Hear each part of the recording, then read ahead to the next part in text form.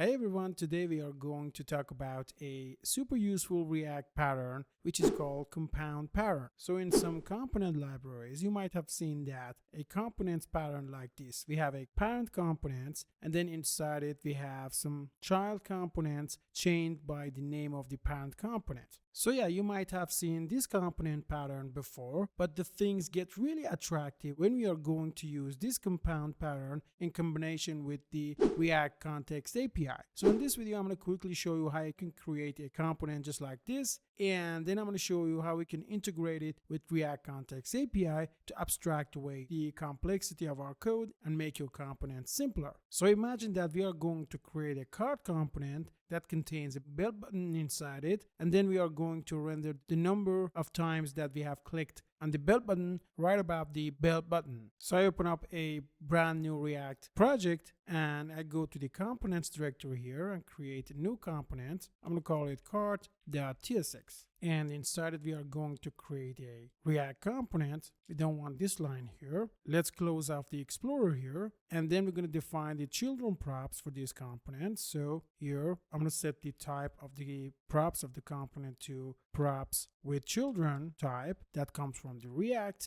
And I'm going to grab the children from the props of the component. And then here, we're going to just render the children inside the main div of the component. Okay, so this is the card component here. And then we are going to create the belt button component. So here I'm going to say const and I'm going to just call it bell, which is going to be a functional component. And then inside it, we are going to return a button element. And then inside the button, we are going to render a bell icon. So I've already installed a icon library. So just import the bell icon from the hero icon. And let's have some Tailwind CSS classes here. W12 for its width and text slate 600 for the color. Okay, and then we are going to create the rings num component, which renders the numbers that we have clicked on the belt button. So here I'm going to say const ring num. Then inside we are going to render a, for example, h3 element. And then inside for now, let's render a hard-coded value, for example, 0. And then here, in order to make this card component a compound component, we're going to say card, which is the name of the parent component, dot bell equals to bell component that we have just created in this file. Okay, we're going to do the same for the ring num.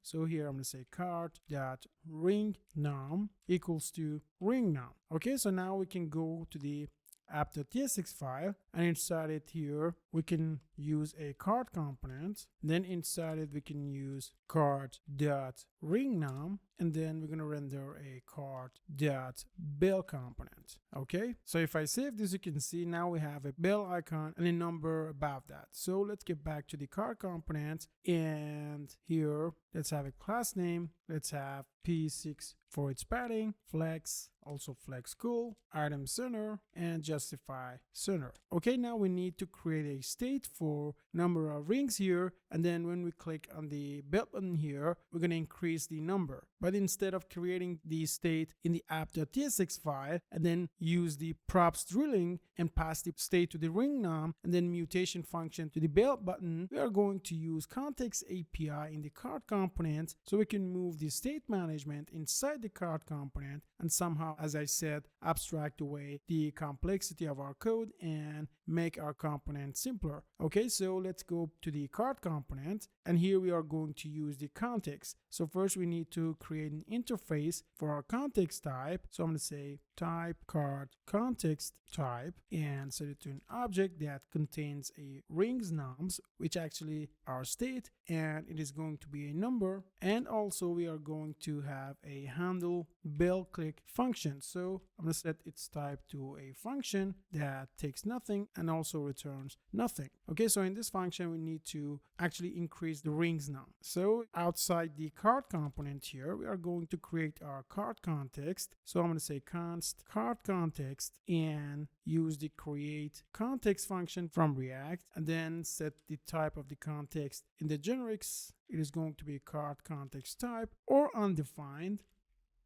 Okay, and then we're going to pass the initial value as undefined. Let's save this, and here we have the card context. And then we are going to create a custom hook for using this card context. I'm going to say const use card context, which is going to be a function. It's a custom hook that inside it we are going to grab the context. I'm going to say const context and set it to use context hook from React, and then pass the card context inside it. Here we're going to check if not context, which means that if the context is not available, we can just throw an error here, no error, and say something inside it. For example, context is unavailable. And then after that, we can return the context. Okay, so we have created this use context custom hook for accessing the card context easily. So here inside the card component, we're going to create our state. So here before the return statement, so let's maximize the VS Code here to have more room inside our code editor. Okay, inside the card component, before the return statement, we're going to create our state const ring nums and set ring nums, set it to a use state hook.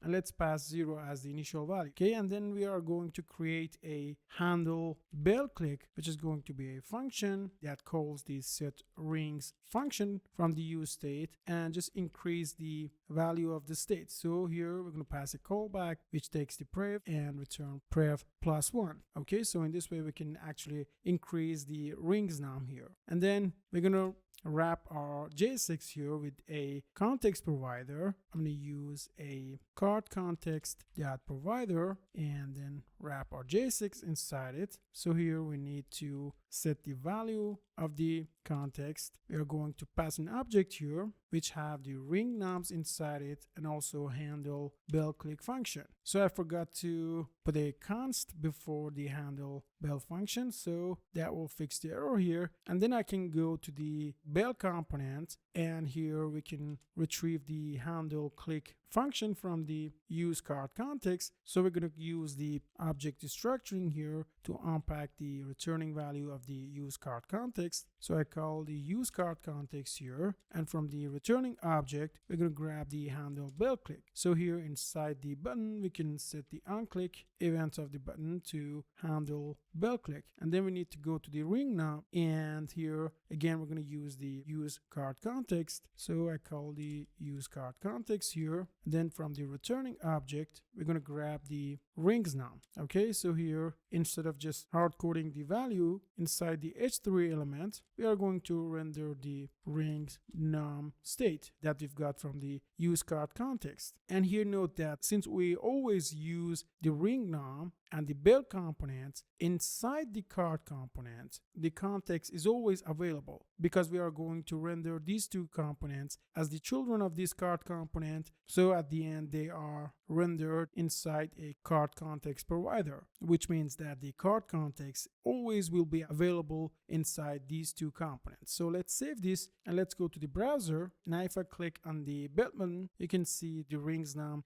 is increasing. So if I get back to the VS Code and go to the app.tsx, you can see when we are going to use this component, we can just use it. We don't worry about the state management outside the component. We move the state management complexity inside the component, and here our code in the app.tsx is much simpler, much cleaner. So yeah, that's it, the power of the compound component in combination with the React Context API. And yeah, that brings us to the end of this video. So have a nice time and stay tuned for my next video. Bye bye.